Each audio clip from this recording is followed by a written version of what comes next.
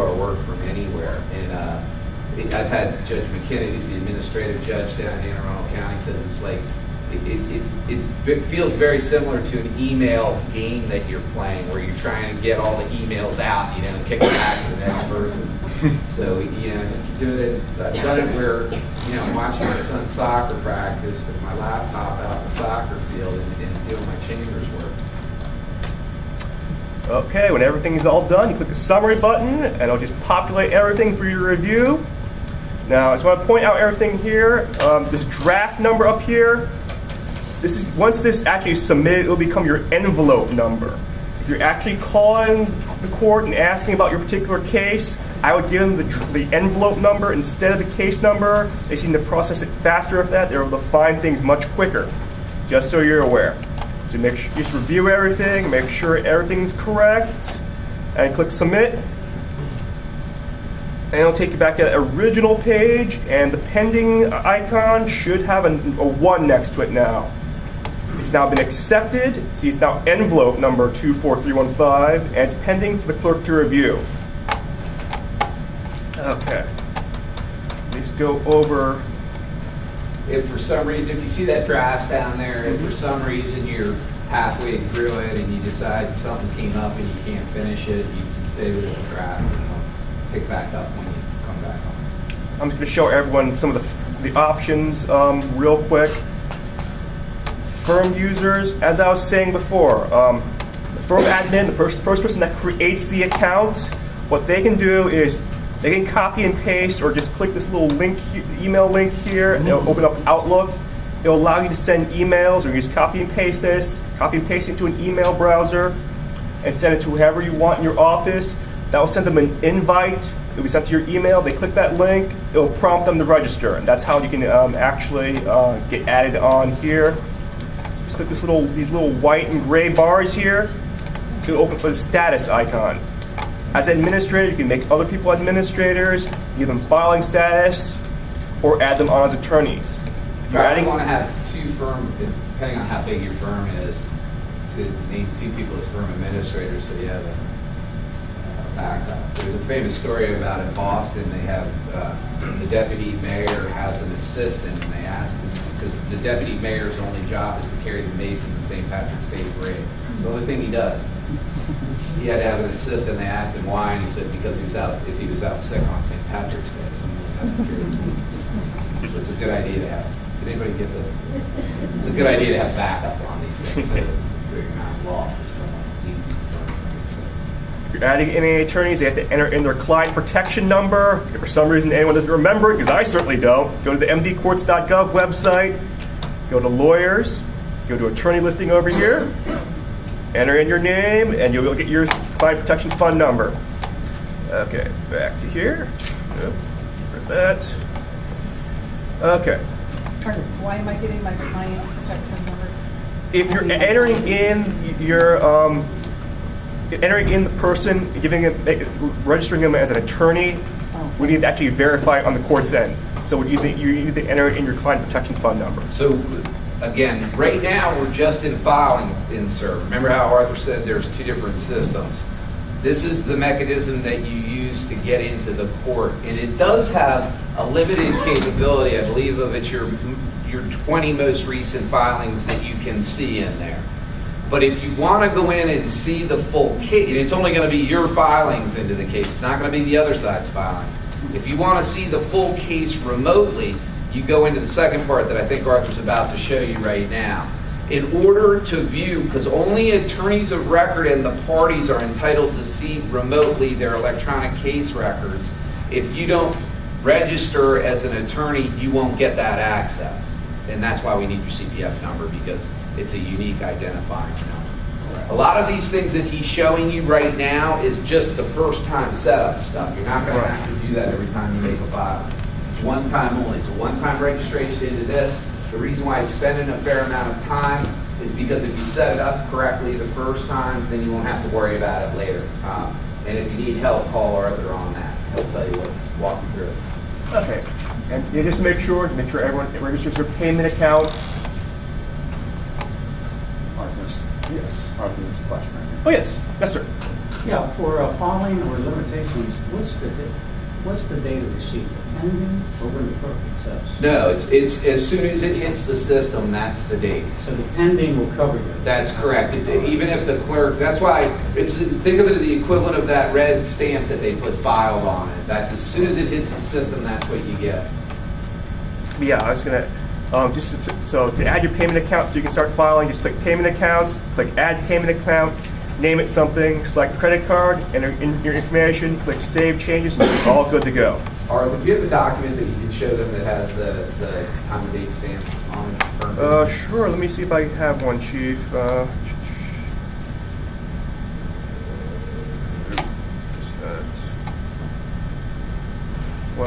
let me see if I. There we go.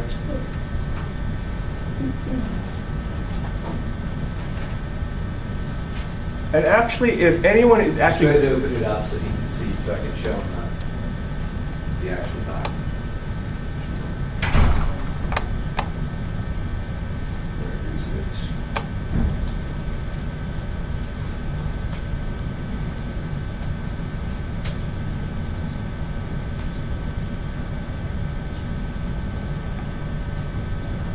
Yep, that's it, Chief. Go ahead and click on it, can you? I don't know if it's in there or not. This is the actual test site, so I don't think they actually have stamped it.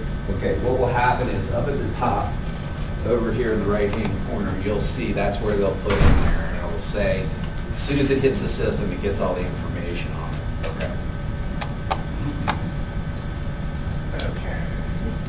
Okay. Now, yes, sir. So I have two questions, if I may. Good. The first question is, once you hit submit and it shows you the pending, does it lock you out? So if I wanted to, so do you have the ability to edit it? Do I have the ability to No, edit once something it's that's been pending? submitted, it's Once submitted to the board. Okay. Yeah. So Now you it- can always call the clerk and go, I didn't mean to file that. There's a lot of things like that that are still the same. Okay. Walking a motion through. Do you guys ever walk motions through? You shouldn't, because that's inappropriate to walk motion through, but it happens all the time, right? It's the same now. If you have an emergency motion, there'll be some type of, you need to have dialogue with your clerk, but there's a business process that'll be in effect. Typically what it is in the other counties, but you want to check with your clerk, is that you call the clerk and say, hey, I have an emergency motion, I'm electronically filing this right now, will you get it to a judge? And in Anne Arundel County, if you do that, they'll flag that when it comes in, electronically put a flag on it, and send it directly to the judge on the queue, whoever the duty judge is that day. And that duty judge is doing that. He's just, his law clerk or her law clerk will be working that queue so that you can get it through. And so the second question, so if I have a filing that's due today, I thought that was like 8 questions. No, go sorry, ahead. if I have a filing that's due today, Yeah. and I file it before 11:59 p.m., Yeah. it's accepted. Good. If it's rejected for whatever reason, and it's due today, what's the, So a rejection is like anything else. Okay, remember I said there's rejection and deficiency. A rejection is you're out of luck because you didn't get it in there. But remember, the only things that we can reject for now are 2 things: lack of signature and lack of certificate of service. If it's a deficiency, you have, I believe it's 48 hours to fix the deficiency and get it back in and it relates back. It's 10 days now, Chief. It's 10 days now. If you don't do, on a deficiency, if you don't do anything, they send you deficient notice and you don't act on it in 10 days, then it'll go to a queue for the judge to decide whether they want to strike then you're rejected it. Then it's a rejection, basically. So it's back rejection. But I don't know if it's like you guys, whenever I would file something and the clerk would send me a deficiency notice, it was in the mail back then, right? I mean, I'd drop what I was doing and fix that deficiency notice and, get it right back down to the clerk. Or I'd call the clerk and go, why is this deficient? Can you explain it to me? What am I doing wrong that you don't do it? But we try to limit the deficiency notices to as few as possible. There'll probably be more in the first couple of weeks or months until you guys get used to it, and then it's really not an issue after a while. And ladies and gentlemen, these timestamps as well include service as well. So if you've served opposing counsel, it will show you that they've been served, and it will show opened or unopened, and if they open it, what time they did. So you'll know when they've received and when they, Yeah, it was funny. One of my best friends called and said, "You guys lost this document. You never responded back to us." And because I can tell, I said, "Oh, you opened it. Your clerk opened it last Thursday at 6 o'clock." Like, "Oh, never mind." Like, okay. So what constitutes service? Service is just still by the same rules. Whatever service is in the paper world is service on. So you guys can agree to, at some point we're going to force you all to go completely electronic in terms of service. But right now it's just by the regular rules, the paper rules. If you want to agree with other council that you'll both agree to accept service electronically, then you can do it that way. It saves a lot of paper, a lot of money, a lot of time. We're just trying to get everybody up and used to the system, and then we'll do something like that. Are you envisioning then that when it's sent to them electronically at 1 in the morning, that's service? That's, yeah, you don't get 3 days if you send it electronically because you're not dropping it in the mail. Okay. So instead of a 15 plus 3 for mailing, it's just 15. Yes, sir. 1 in the morning. Thanks, yeah. So when you said that the only people that are going to have access to the full file are the attorneys and the, I guess, some... Party. Yeah, parties, okay. Does that mean attorneys' office staff too, or really literally just the attorneys? No, the attorney can allow, you are permitted under the rules to allow your staff to use your identification to go in and view things remotely. Okay, great, thanks. Okay. that's actually a great segue, because So I now said, here's the second part, right? Right.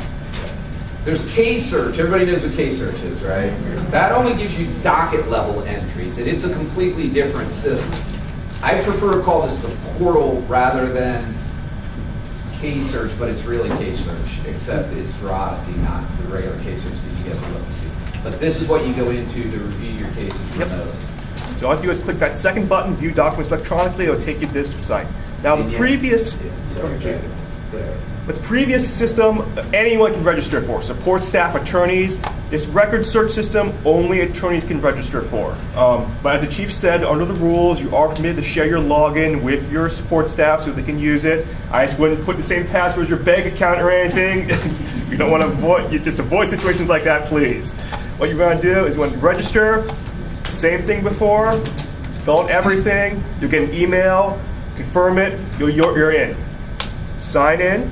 Now, it's important you actually sign in. Make sure you click sign in and sign in, because you can actually access this search system without signing in. If you do, though, you actually won't be able to see the documents you're entitled to. That's one of our more common questions. Everyone's asking, why can't I see my documents? Because you didn't sign in. Why do I keep doing that?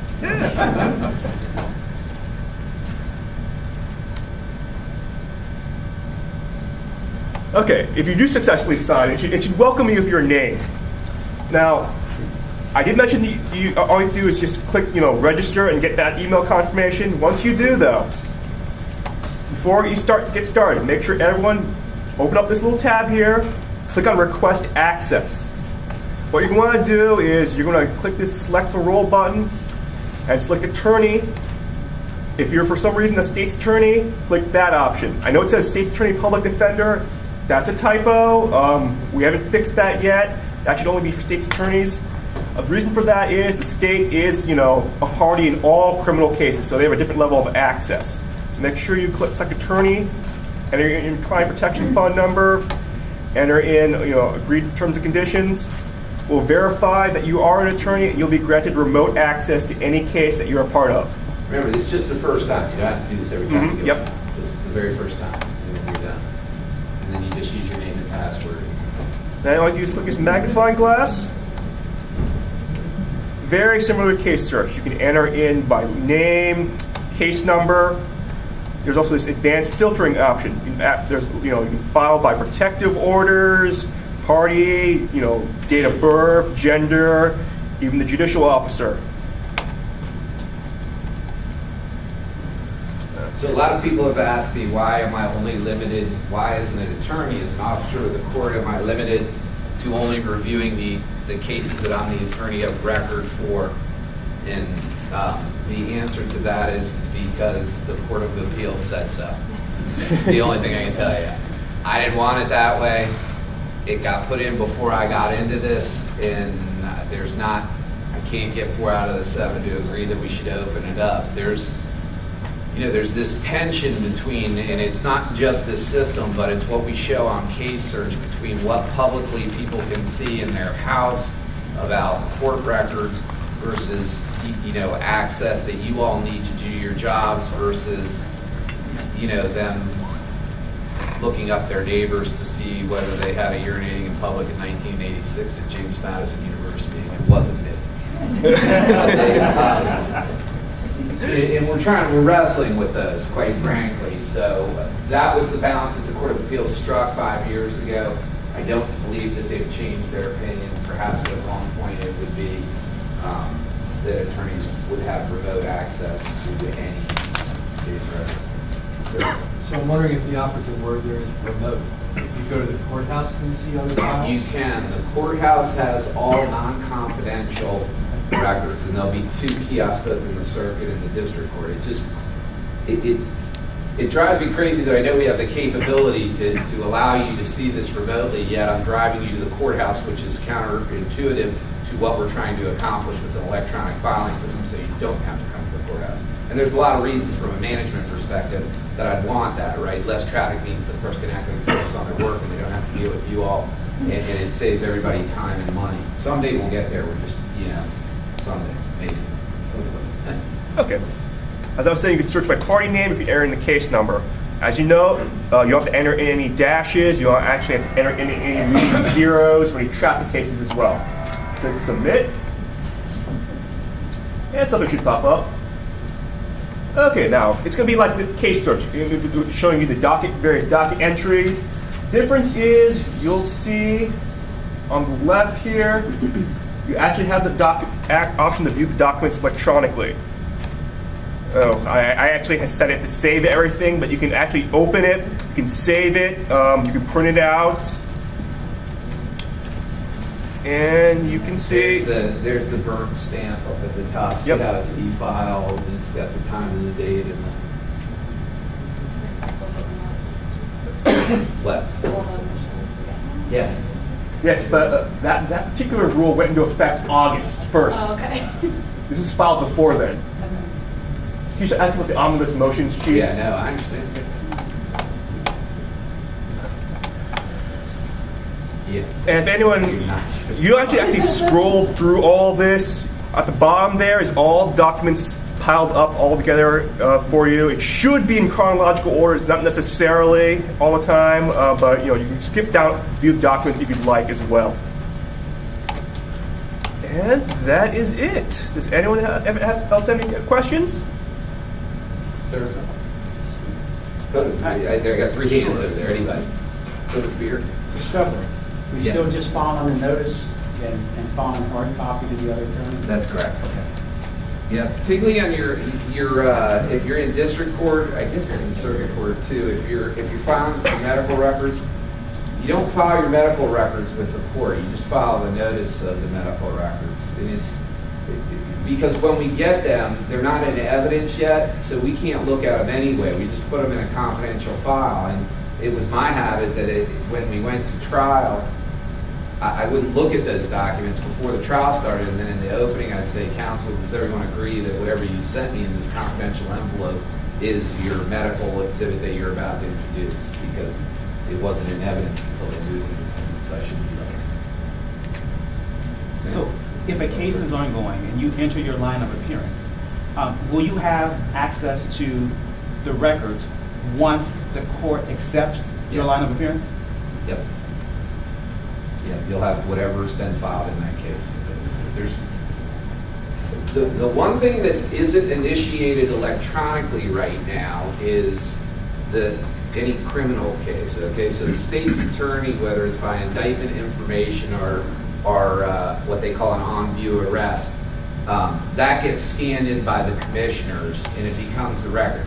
The first person involved in the case, even though it's initiated by the state's attorney, is the defense counsel. So there's not going to be a contact. You're going to have to go in and find the state's attorney contact. Even though you think that they'd be involved in the case because it's initiated by them, until they have to file something in the case, their contact information is in there. But you can, through that list that Arthur showed you before with all the contacts, that's where you go. You only have to do that one time again in that case, and then you got it. Go ahead. Thank you. So will the old judiciary case search system still be available? It is. It is. And one of my goals is to make case search. Case search is a non-intelligent system in the respect that all it does is capture data streams from the case management systems that we have. I've got all my people tied up right now between the rollout of MDEC and still have to support the old systems and a bunch of other projects that we're doing. But eventually I'm gonna blow up case search and make it much more user friendly. I already know what I want to do. It's just a matter of getting the money and getting the people in time. So probably in the next 3 to 5 years, you'll have a much better version of case search. I like case search now. It's just I've seen the future of what it could do. And it's nice. It'll be very nice when we're done. Just to follow up on that. Yep. So all the records that are put into this system will be duplicated in terms of the information that's now available on case search? Docket level entry, yes, will be on case search. Okay. So, yes.